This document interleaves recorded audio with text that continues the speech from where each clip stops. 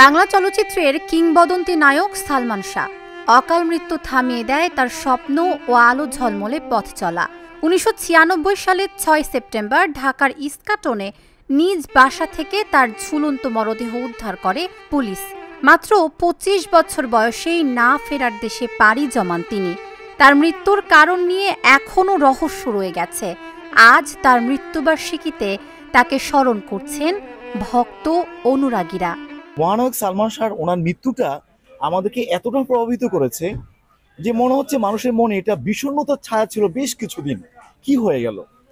তো ওনার আমি বলবো ওনার মৃত্যুর পরে কিন্তু আস্তে আস্তে আমাদের একজন নায়ক, আজকের সুপারস্টার নায়ক বলেছেন যে উনি চলে যাওয়ার পর ২ বছর তো সিনেমাই চলেনি।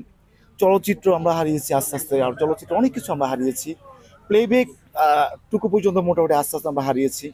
আমাদের একসময় কিন্তু সঙ্গীতের কিন্তু অনেক বড় একটা কিন্তু জায়গা ছিল। এরপর আমরা দেখি নাটক ভালো একটা স্থান দখল করেছিল আমাদের দেশে।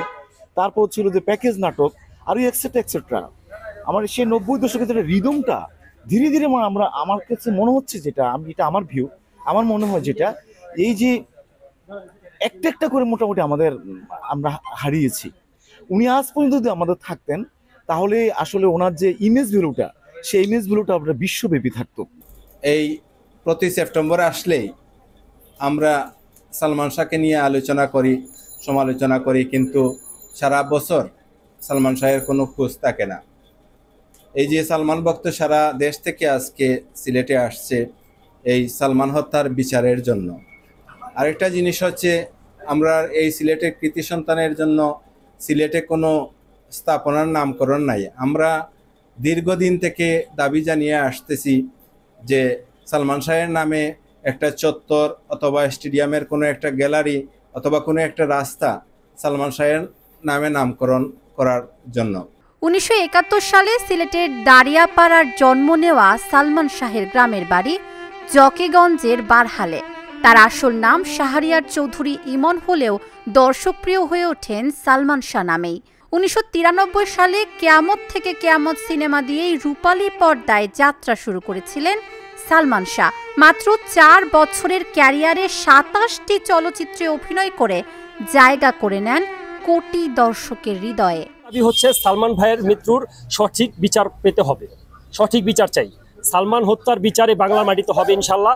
আমি এটা আশাবাদী, আমি সালমান শাহ আশাবাদী যে সালমান শাহ ভাইয়ের বিচার খুব দ্রুত আমরা রিসেন্টলি বাংলার মাটিতে পাবো ইনশাল্লাহ। সালমান শাহের মামা বললেন, সালমান হত্যার সুষ্ঠু বিচার করতে হবে।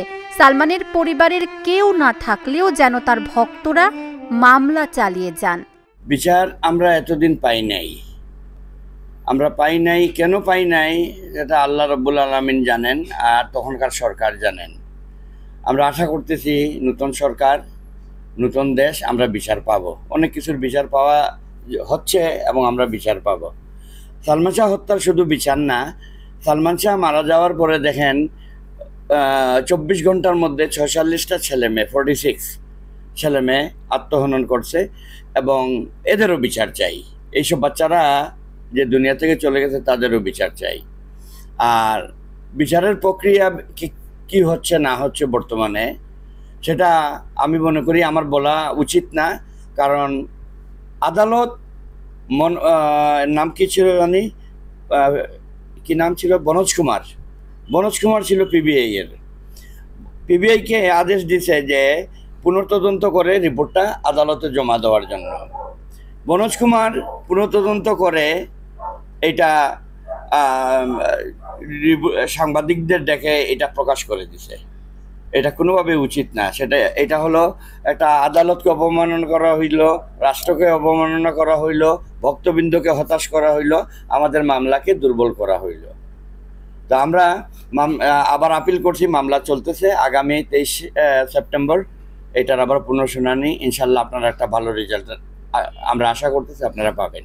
২ যুগ পেরিয়ে গেলেও ভক্তদের হৃদয়ে সালমান শাহ রয়ে গেছেন, থাকবেন অনন্তকাল। তবে ভক্তদের দাবি, দ্রুত সালমানের মৃত্যু রহস্য উদ্ঘাটন করে বিচার শেষ করতে হবে। Dhaka journal, news desk.